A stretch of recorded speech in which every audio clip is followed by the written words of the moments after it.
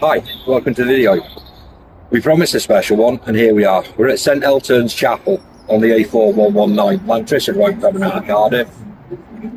Thousands of people pass this spot every single day, and most people probably don't realise the local legend has it down as a royal burial ground, with a king, a queen, possibly even a saint. This beautiful little chapel sits halfway between Cardiff and Llantrisant on the Llantrisant Road. We initially came here just to photograph the headstones, because if you spend any time in Welsh churchyards, you'll know that the character of the stones is breathtaking. But it turns out that this chapel has a big history and an even bigger legend to live up to. The story changed when we got home and we did some research, and we found that this holy site likely only exists because of a marker that predates the church.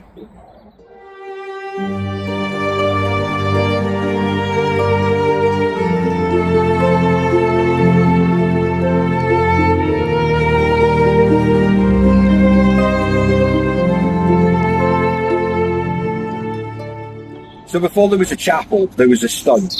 That stone might have been a Roman milestone, or it could have been a prehistoric standing stone. The road that we're actually on is an offshoot of the Via Julia Maritima, which was the main Roman road through South Wales. So this is a path that's been being trodden for over 2,000 years. First of all, we'd like to thank the Reverend Edward Owen. He gave us permission to film here today. Now, there's been a holy site here since the 6th century, which makes St Elltyrn's one of the oldest Christian sites in Wales.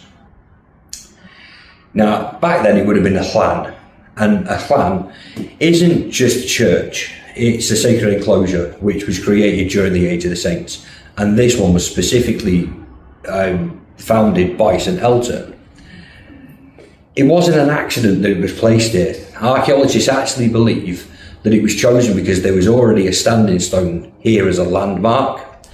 In the post-Roman Age of the Saints, the people used to reclaim the Roman milestones or boundary markers to mark the graves of the elite, and this tiny chapel could well have been the Westminster Abbey of South Wales. It could have been a private sanctuary for the royal bloodlines of a fading world.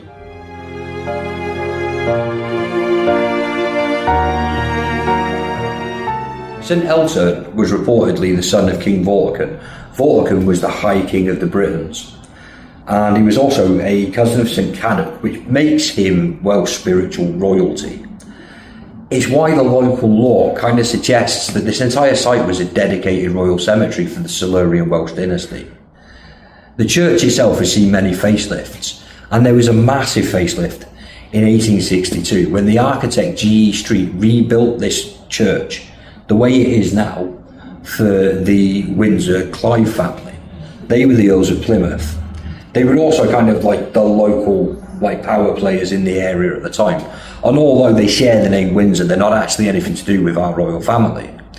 But during that 1862 renovation, Street moved an ancient stone and he set it into a wall, and that's why we're here. Specifically, we're here for that stone, specifically one name, and that name is Vendamagli. And this is it, this is the Vendamungla stone. On here we've got carved Vendamungli Hig Iat. Now, Vendamungli relates to the person that's buried here, and it means of Vendamunglus.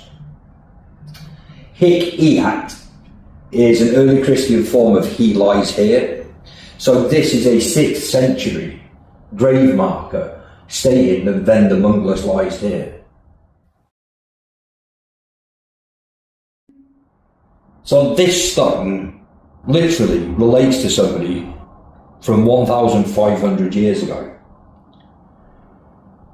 While we were setting up, we started looking into the history, and we actually found out that there's a local legend about who this stone actually relates to and who might be buried right underneath our feet in the footprint of this very building. And the local legend is that it's Queen Guinevere, wife of King Arthur.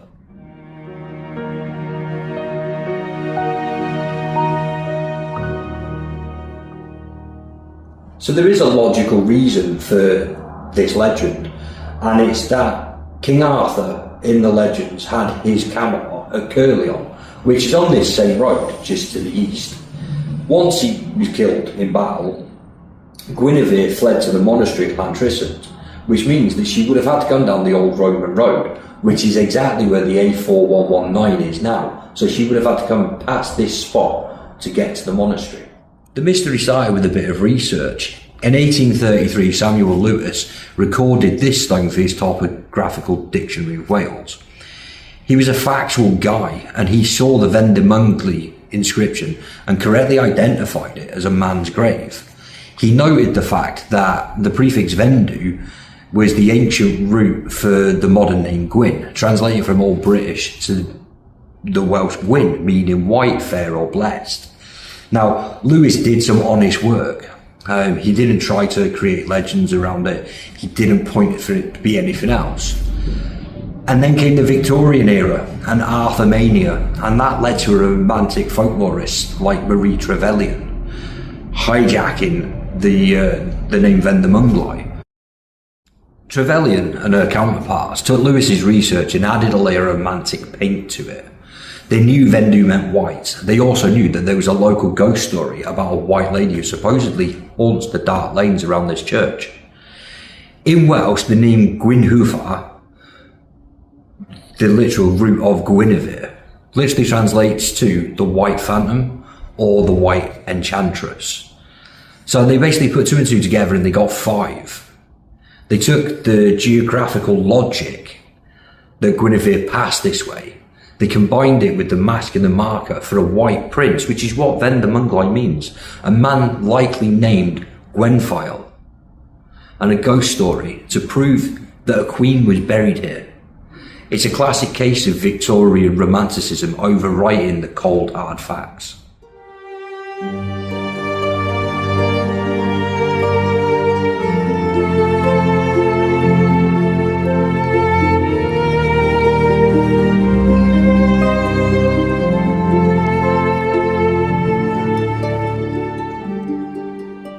The truth is, the Queen Guinevere that we know is a character from a myth.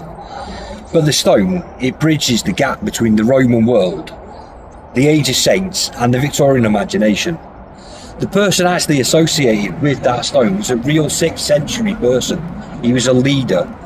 He wasn't a knight of the Round Table, but he was a local man, and he was holding the mountain pass in a time of great chaos in our history. Now, we came here for the headstones, but we found out how a bit of geographical logic, a creative translation, and a Victorian obsession can manufacture a legend. It's a great story, but at the end of the day, it's just a romantic story rather than a historical mystery. Now, if you decide to come and see the stone for yourself, please remember that this is still a working, active, small parish church. You're more than welcome to visit, but please treat the grounds and the building with the respect that it deserves. The heavy church door will probably be closed when you arrive. Don't let it put you off. It should be unlocked during the daylight hours. So just give it a push and head inside to find the stone in the north wall. Also, as a quick heads up, parking right outside on the sharp end is non-existent. And parking on the pavement is a big no-no. It's a busy, narrow road and we want to keep the local community happy. Your best bet is to find a safe place down in the village of Ellteyrn, and then just enjoy the short walk up to the chapel. You won't be disappointed. Now, on a further note, as I point out that I'm not a documentary filmmaker, I'm not particularly comfortable with being on camera, and you'll notice that I've stumbled and I've stuttered. I know you understand that the reason for that is because I'm not really comfortable with doing this. But I found a story that I thought that we should share with people, because it is an interesting story. So I hope that you've enjoyed the video, and we hope that in the future, if we find stories like this, you'll be happy to let me explain them to you again.